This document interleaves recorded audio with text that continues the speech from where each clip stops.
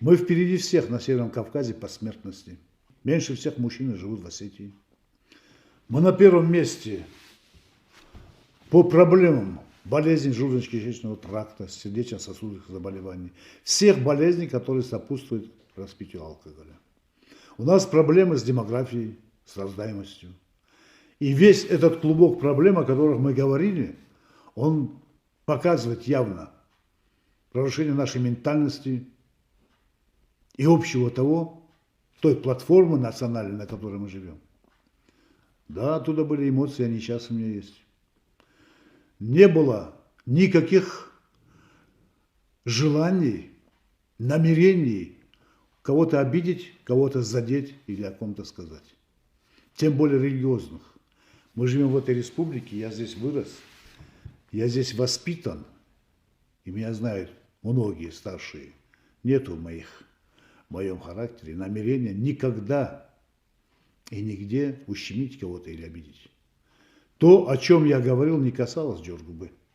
Я говорил о наших свадьбах, я говорил о наших похоронах, о всех тех застольях, в которых мы присутствуем. Джоргуба было сказано только о том, что 7 дней, которые проходит этот праздник, люди распивают спиртные напитки. 7 дней. Я знаю, читаю, многие приняли за свой счет. Но я обращаюсь к тем, кто меня понял, и в 2 раза тем, кто меня не понял. Если мы хотим разобраться с этой ситуацией, давайте будем искренними, все. Что мы не видим эти столы, и что творится за ними через 2-3 часа после начала. Мы говорим о сакральности этого праздника. Уважаемые мои, сакральность мероприятия, события не определяется словами. Оно определяется действиями. Оно определяется намерениями и тем смыслом, которым люди вкладывают в этот сакральный праздник. И если вы хотите сделать этот сакральный праздник, я за. Давайте сделайте его благим, добрым, чистым, сухим.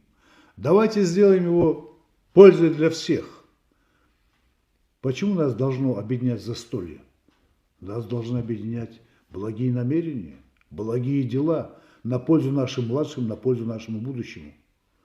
Мы должны понимать, что мы сегодня оставляем.